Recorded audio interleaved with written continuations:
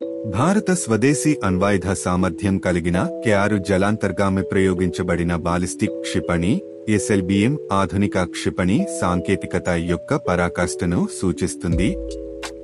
ఘన ఇంధనంతో శక్తినిచ్చేలా రూపొందించబడిన ఈ ట్రిపుల్ స్టేజ్ క్షిపణి సుమారు 39 అడుగుల పొడవు మరియు 6.5 అడుగుల వెడల్పుతో ఉంటుంది. దీని రూపకల్పన ఇంధన వినియోగాన్ని తగ్గించడమే కాకుండా మొత్తం బరువును కూడా తగ్గిస్తుంది.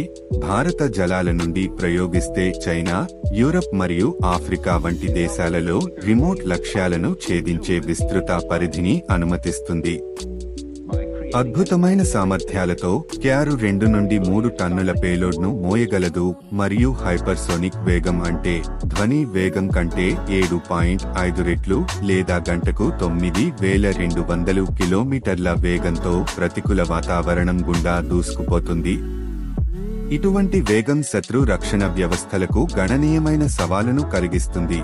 ప్రత్యేకించి చైనాకు ఖచ్చితంగా ఈ క్షిపణి పరీక్ష గుబులు పుట్టించే ఉంటుంది. ఈ క్షిపణిని గుర్తించడం మరియు నిలువరించడం దాదాపు అసాధ్యం.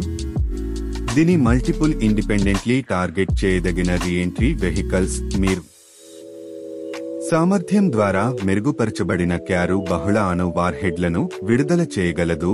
ఒకేసారి వివిధ లక్ష్యాలను ఎంచుకొని ఎదుర్కొంటుంది. సాటిలేని వ్యూహాత్మక బహుముఖ ప్రజ్ఞను ప్రదర్శిస్తుంది.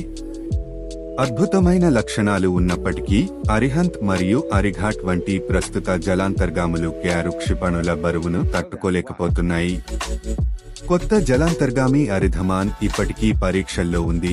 ఇటీవల ప్రారంభించబడిన ఎస్-4యు కె-4 క్షిపణితో పనిచేస్తుంది.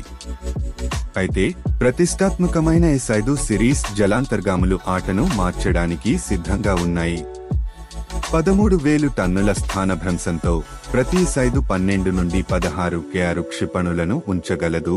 మిశ్రా ధాతు నిగం నుండి వినూత్న పదార్థాలతో ఇది శత్రు సోనార్కు వ్యతిరేకంగా దొంగతనాన్ని పెంచుతుంది, సముద్ర ఆధిపత్యాన్ని నిర్ధారిస్తుంది